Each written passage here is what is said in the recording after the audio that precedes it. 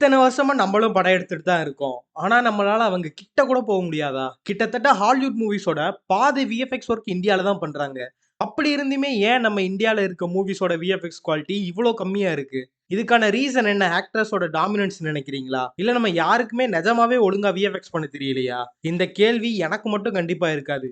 உங்கள்ல நெறைய பேருக்கு தோணியிருக்கும். அதுக்கான ரீசன்ஸ தான் இந்த வீடியோல நம்ம பார்க்க போறோம். Let's start the video. நம்ம மூவிஸோட விஎஃப்எக்ஸ் குவாலிட்டி ஏன் இவ்வளோ கம்மியா இருக்குன்னு தெரிஞ்சுக்கணும்னா, விஎஃப்எக்ஸோட குவாலிட்டிய டிட்டர்மைன் பண்ற விஷயத்த பத்தி தெரிஞ்சுக்கணும். விஷயம் ஆப்வியஸா பட்ஜெட் தான். நம்ம இந்தியன் மூவிஸ கம்பேர் பண்றப்ப, ஹாலிவுட் மூவிஸோட பட்ஜெட் ரொம்ப ரொம்ப அதிகமா இருக்கும். இப்போதைக்கு நம்ம இந்தியால ஹையஸ்ட் பட்ஜெட் ஃபிலிம்னா அது கல்கி 2898 AD தான். அதோட பட்ஜெட் 600 crores. இத USDல கன்வெர்ட் பண்ணா 72 மில்லியன்.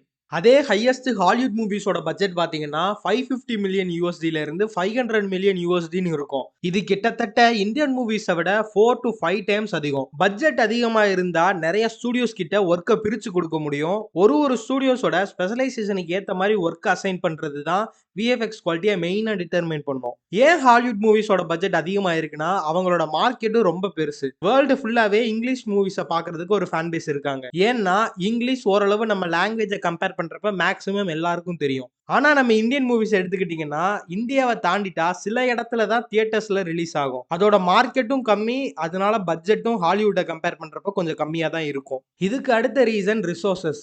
ஹாலிவுட்ட கம்பேர் பண்றப்போ இந்தியால விஎஃப்எக்ஸ் அண்ட் ஃபில்ம் மேக்கிங்க்கு தேவையான ரிசோர்ஸஸ் கம்மியா தான் இருக்கு. இப்ப புதுசா ஒரு இன்னோவேஷன் வந்தாலுமே அது ஹாலிவுட்க்கு தான் ஃபர்ஸ்ட் வரும். நம்ம இந்தியாவுக்கு வர்றதுக்கு கண்டிப்பா லேட் ஆகும். இதுக்கு நெறைய ரீசன்ஸ் இருக்கு.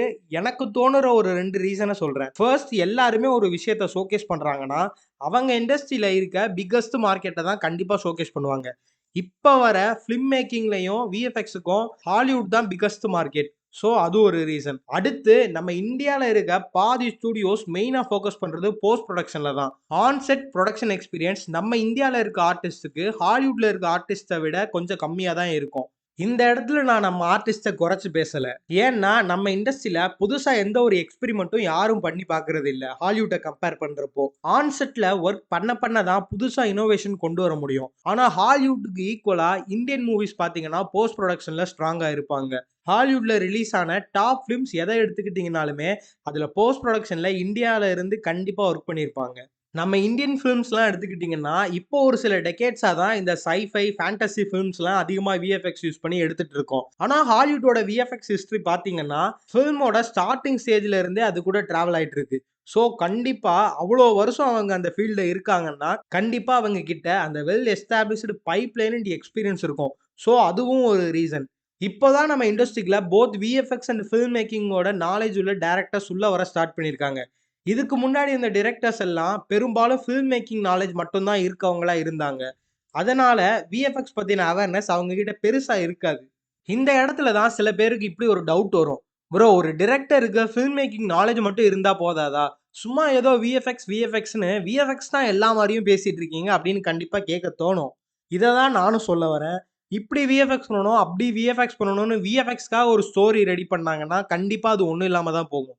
டிரெக்டரோட ஐடியா அண்ட் கிரியேட்டிவிட்டிய ஒரு ஃபில்ம்ல கொண்டு வர்றதுக்காக யூஸ் பண்ற ஒரு டூல் தான் இந்த விஎஃப்எக்ஸ்.